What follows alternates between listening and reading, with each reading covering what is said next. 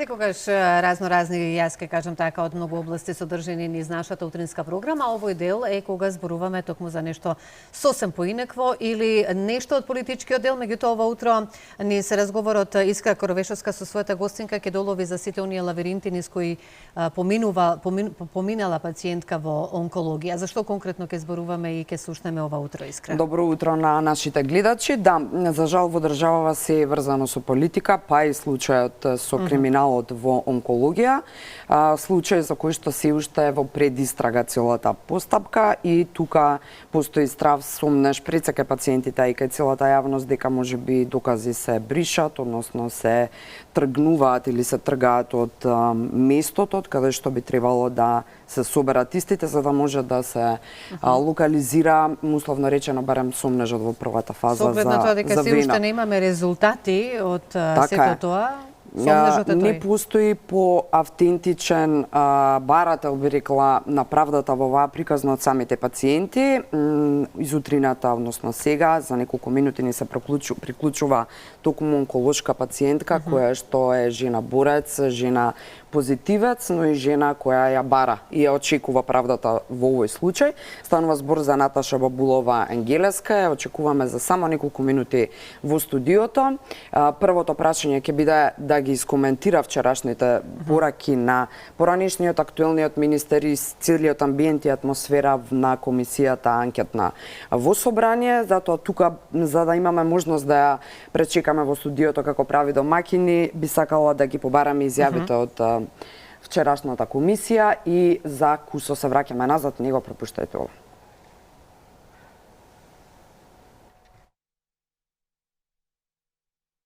Медикаменти, количини и форми. Никогаш не ви доставиле спецификација. Благодарам. Тоа не е точно и тоа може да се провери. Сите документи се во Министерството. Греото е вака да обвинувате, да шпекулирате, да мафтате со листови, заради тоа што без комплетна документација, наредена, така систематизирана, како што ви кажав, не може ни една постапка да се спроведе. Значи, ние да знаеме што да набавиме, треба овластување од секоја клиника, со точна спецификација, количини, лекови и така натаму. И тоа е единствениот начин.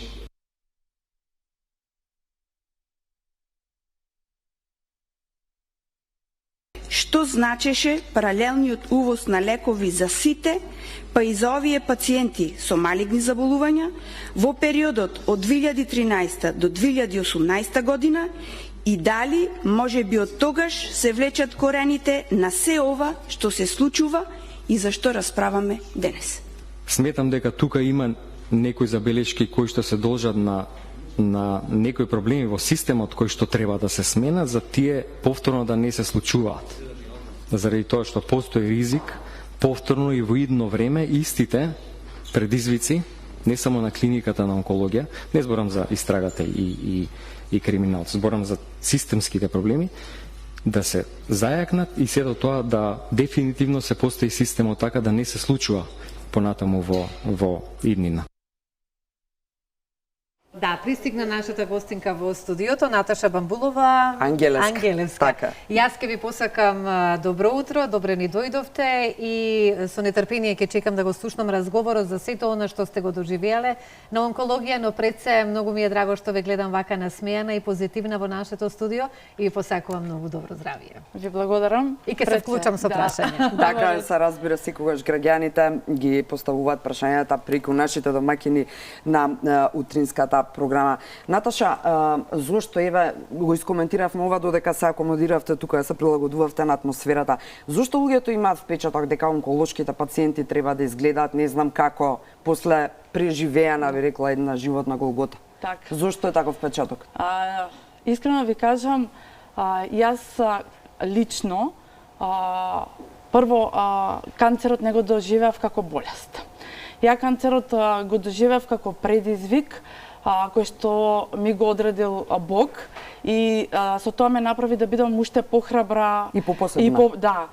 Знаете како они очекуваат дека нели луѓе кои што примаат хемотерапија треба не знам да изгледаат болно или да бидат заковани за кревет. Не. Значи во ниеден случај ниту ја лично тоа не го направив. Станува збор за канцер на што? На дојка. Пред колку време? Точно, сега уште малку 2 години, значи кога го диагностицирав, сама го открив. И искрено ви кажам, благодарение на мојата професија. Ви имате и модна ателје и сте исклучително успешна, тоа успеав да го истражам малку. Да, ви благодарам. Значи, буквално онака, седејќи на машина, го осетив и така почна уствари целата моја приказна, целата голгота, пошто искрено да ви кажам, кога нели ќе го слушнете зборот рак, можда некој го размислува и како смрт. Апсолутно. Нели? За жал.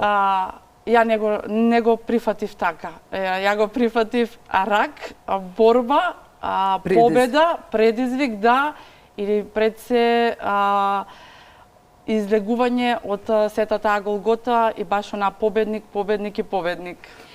Уште еден доказ дека она што го мислиме и веруваме, тоа и го живееме. Всушност, силата на мислите и нашата подсвест. Не можеме да не ве прашам веднаш, дали имавте било каква допирна точка за време на лекувањето со директорот или негови блиски Нино Васев, или него воопшто немавте допирна точка со него? Не знам дали во мандатот додека вие се лекувавте беше тој директор? Да, беше. Да, имавте вие, директно бевте под него, вака народски да речем?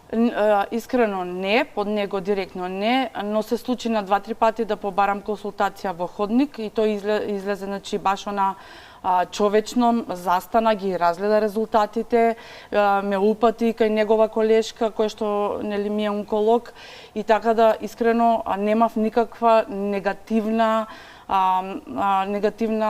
нели страна од немаше ништо негативно од нивна страна. Да, вие не сте меѓу оние кои се директно се сомневаат или се страдалници условно речено во целава приказна. Имате блиски, предпоставувам, пријатели со кои сте биле во моментот, можеби во соба заедно или нели пациенти со кои сте делали иста судбина или предизвици, како и да е. Нивните искуства се претежно негативни или позитивни. Да.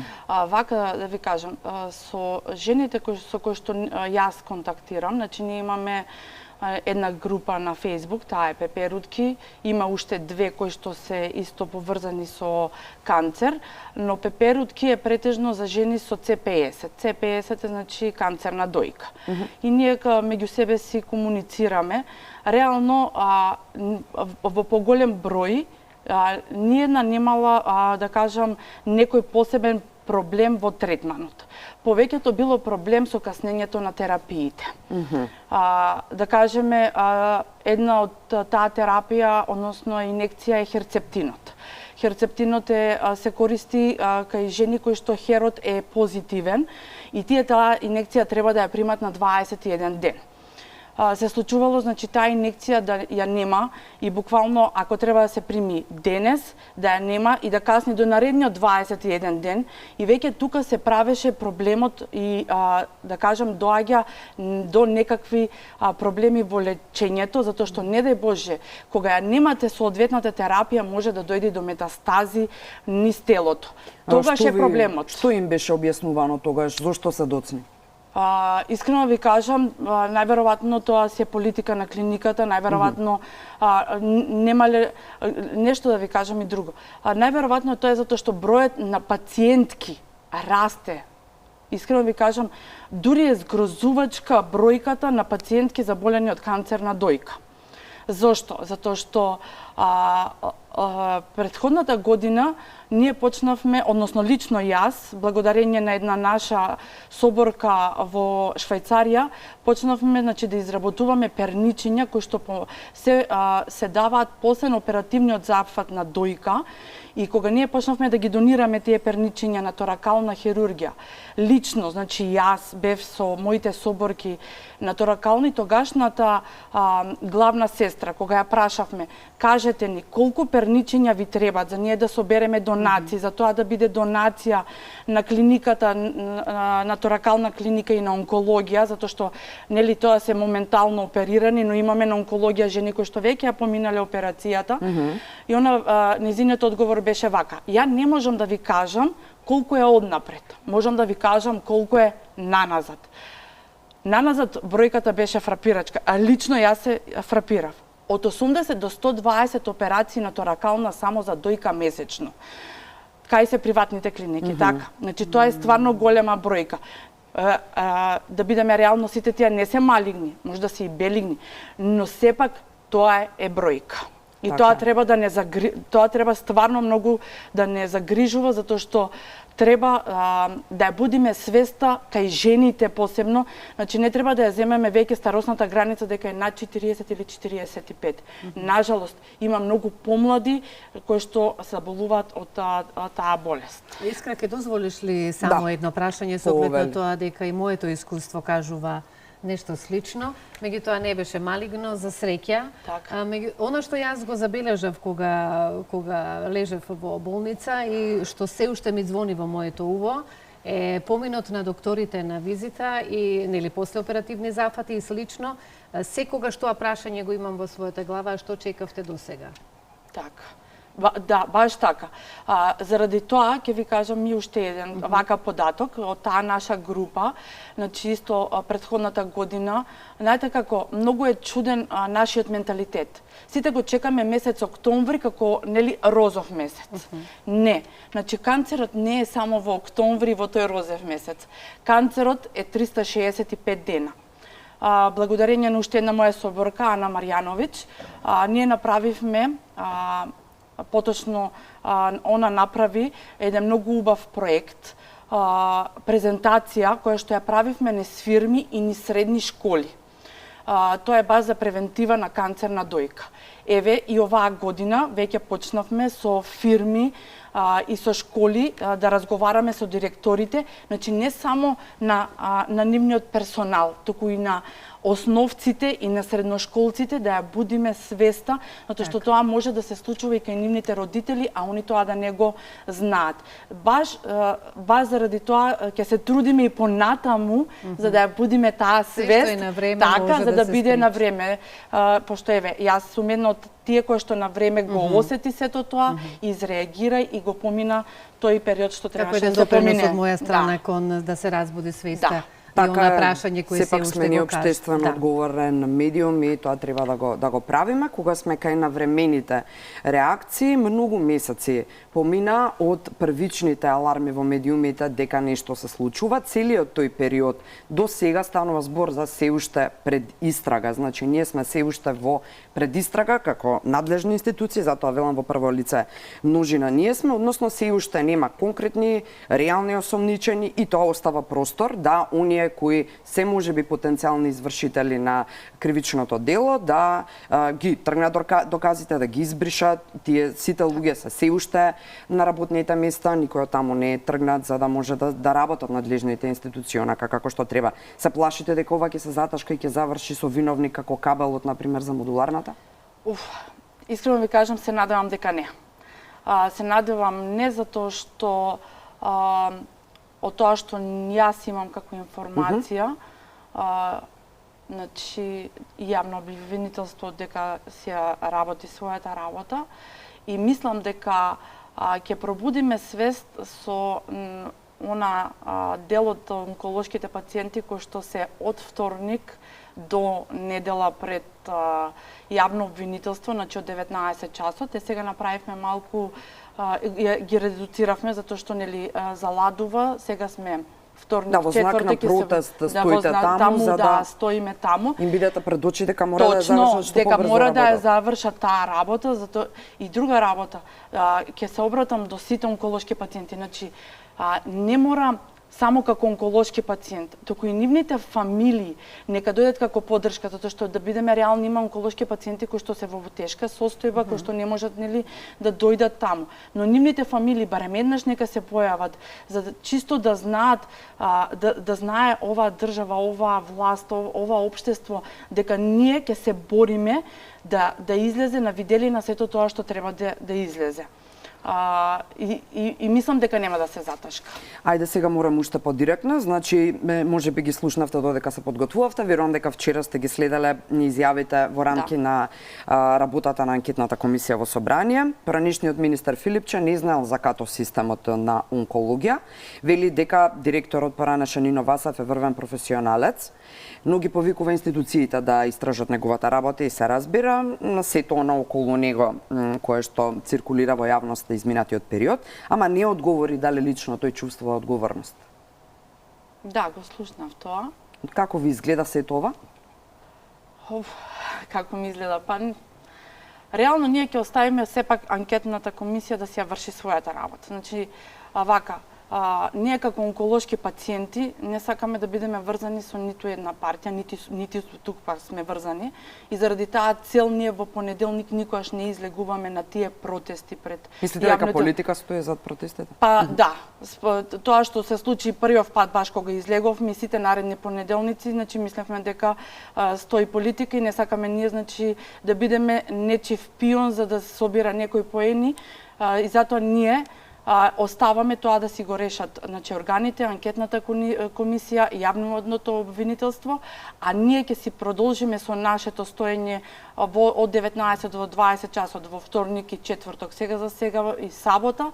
Кој сака да дојде да се придружи со нас за да се зголеми бројката, за да ја пробудиме свеста кај тие институции, ќе го продолжиме тоа. Искрено да ви кажам, во све останато не можам да искоментирам, затоа што нели секој си бил на своја позиција, си знаел што работи и како работи, и пак ќе кажам, значи не сакаме никако да влеземе во таа некоја политика, нити пак сакаме. Но политиката настрана, дури ако има обиди некој да ве инволвира политички, сепак овој случај конкретно е сериозен, слободно можам да речем својвиден геноцид, така што ако е вака како што е, важно е да одговараат оние кои што се клучни сторители, кои се најодговорни.